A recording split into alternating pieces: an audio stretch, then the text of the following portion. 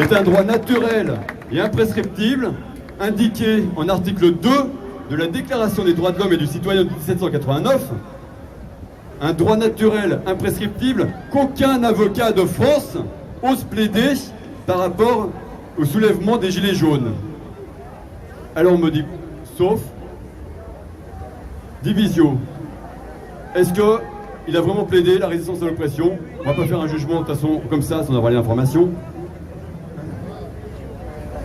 Donc, il faut absolument faire valoir de votre droit de résistance à l'oppression, car vous êtes des résistants à l'oppression, oppression qui a été qualifiée par l'ONU, par le Parlement européen, des fois ça a du bon, Parlement européen, c'est rare.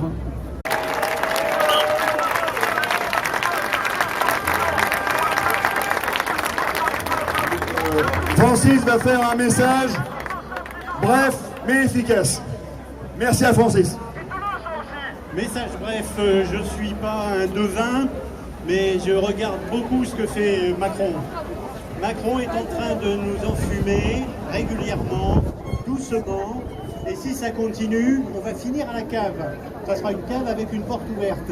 Moi, je le vois avancer comme ça, nous enfumer, nous endormir, et je pense qu'il faut très bientôt, parce qu'on commence à être très nombreux. Sur cette place ici, c'est magnifique.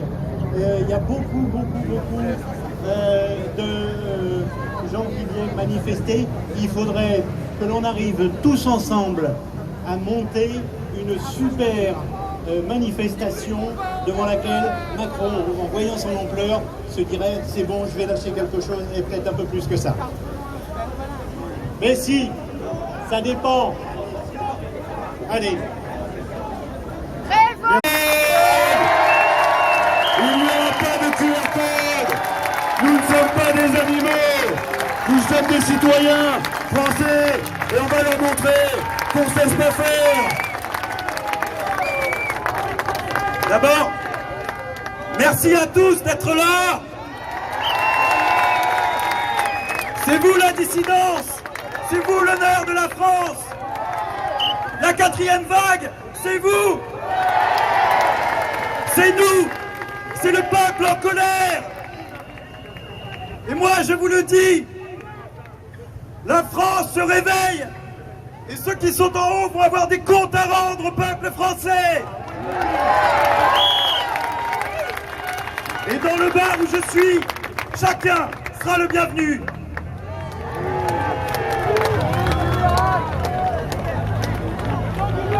C'est un bar, alors un petit indice, c'est un bar associatif qui est pas très loin de l'église du port, en bas.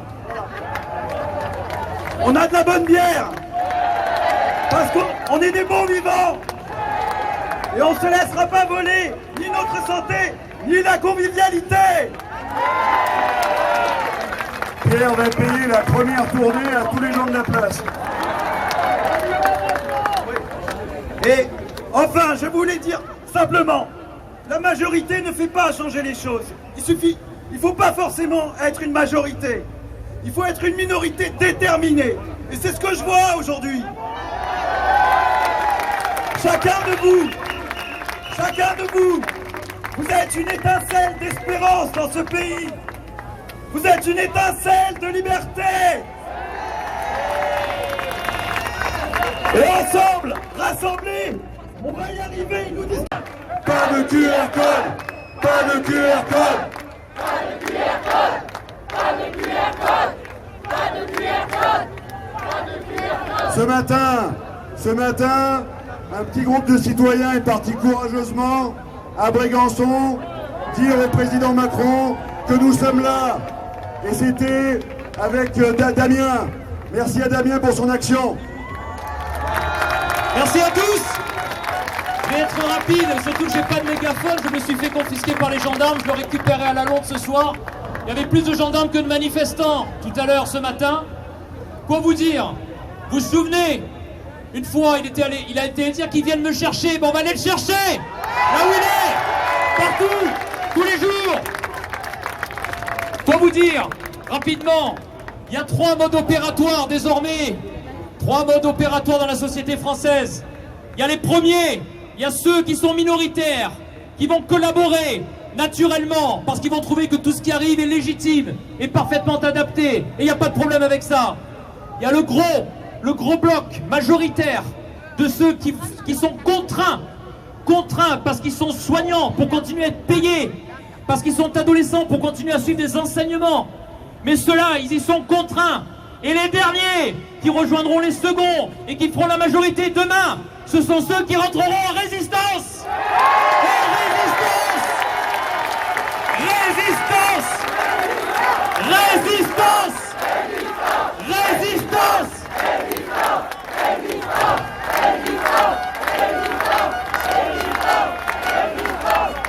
Alors oui, nous reviendrons à Brégançon et partout où il sera, nous irons le chercher, nous l'interpellerons. La France a perdu une bataille avec cette promulgation de loi, mais elle n'a pas perdu la guerre. Et la guerre, nous allons la gagner.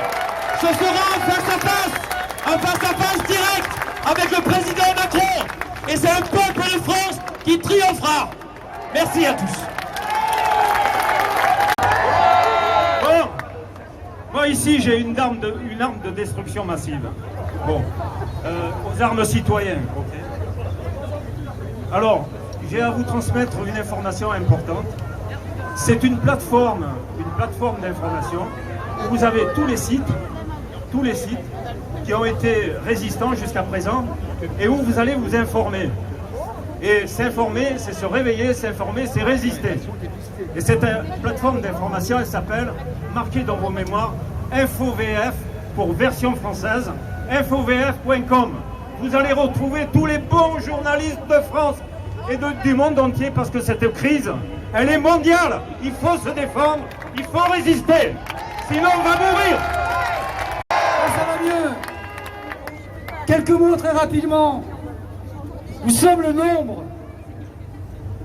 Les médias vous font un travail de sape quotidien. Éteignez la télé, rallumez votre cerveau.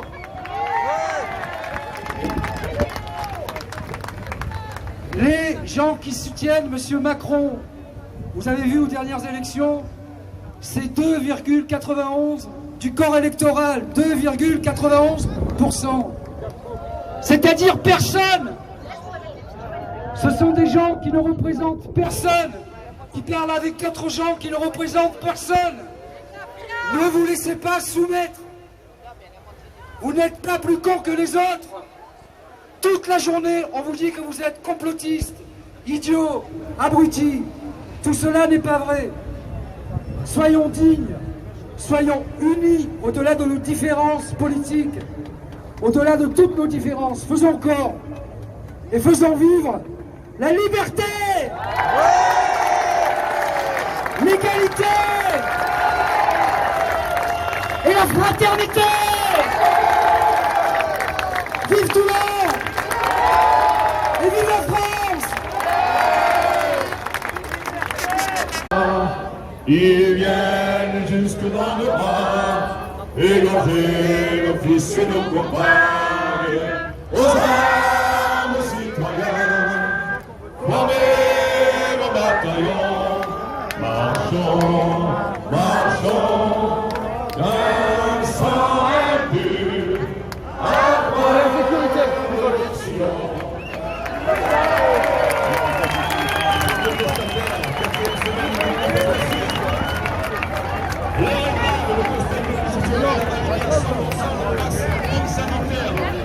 Les Français sont placés sous l'oppression de criminels sans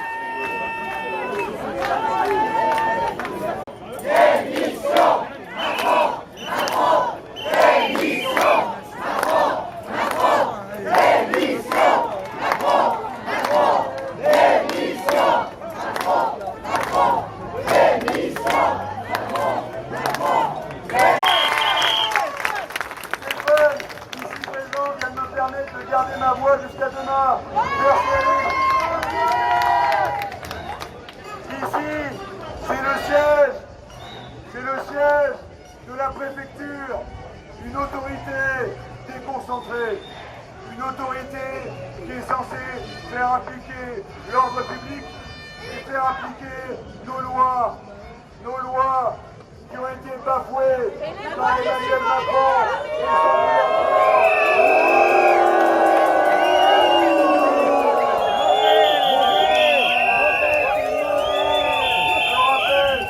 Je rappelle que l'article 225-1 du Code pénal, l'article 225-1 du Code pénal,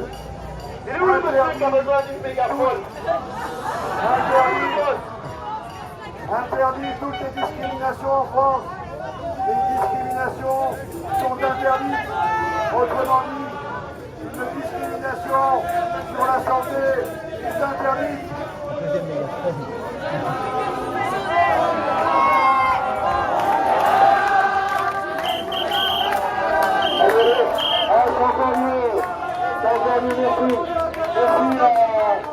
à ce citoyen criminel. Je répète, l'article 225-1 du Code pénal, c'est votre loi qui vous protège, votre loi qui interdit toutes les discriminations à la religion, à la couleur, mais aussi à la santé,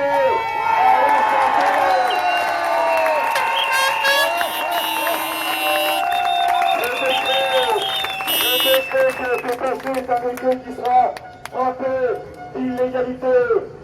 Le Conseil d'État, le Conseil constitutionnel, le président, son gouvernement, l'Assemblée et le Sénat nous ont trahis.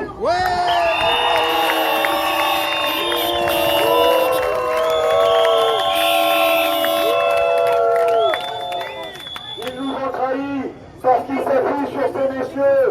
Ces messieurs, nous les payons. C'est notre impôt qui paye le salaire de ces messieurs tous les mois. Et pourquoi? Parce que c'est la force publique.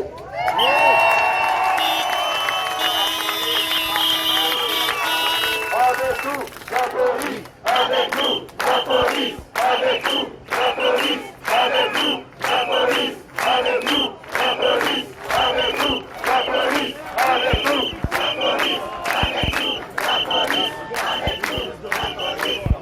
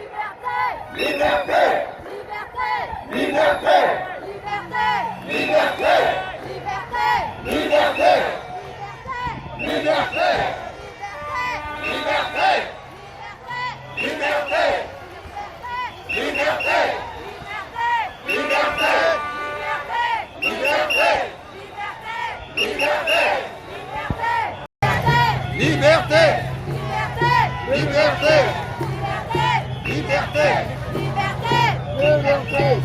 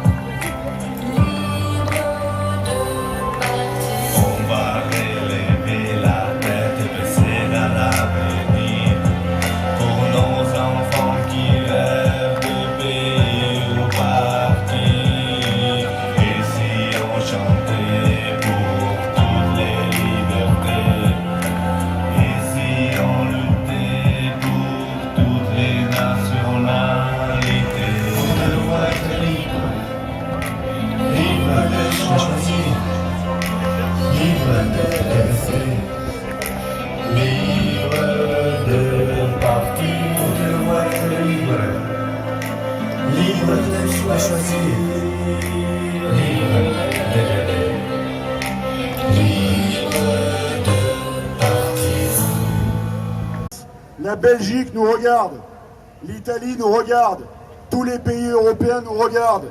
Et selon ce qui se passera en France, les choses se passeront ensuite dans le monde. Donc votre mobilisation, c'est pour vous aujourd'hui, mais c'est pour beaucoup d'autres personnes derrière. Merci à vous.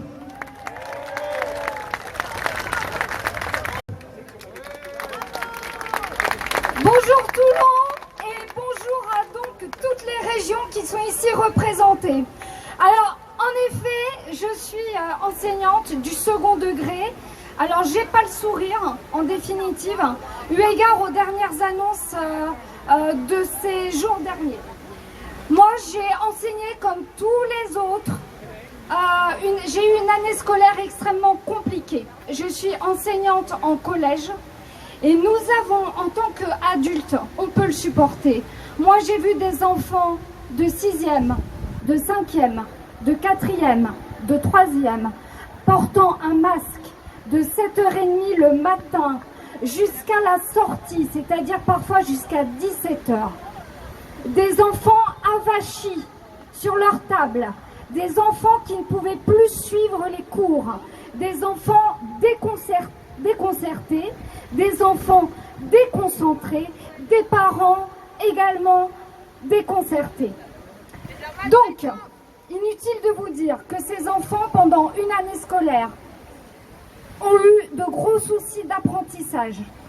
Eu égard aussi au décrochage, parce qu'il y a eu à la fois du distanciel, on vous a vendu les cours à distance, voilà, on l'a fait. Il y a eu des cours en présentiel comme on a pu le faire. Mais finalement, j'ai envie de vous dire, c'est pas le plus grave. Le plus grave, c'est qu'à la rentrée, eh bien, nous serons le seul pays, à ma connaissance, à vacciner de force vos enfants. Nos enfants. De force. Donc, c'est-à-dire que s'ils ne sont pas vaccinés à la rentrée scolaire, de toute façon, il faudra les faire vacciner au 30 septembre. Alors, je peux vous le dire, je ne suis pas d'accord, sinon je ne serai pas là. Je connais Alexandre et je ne serai pas là. Je ne suis pas d'accord.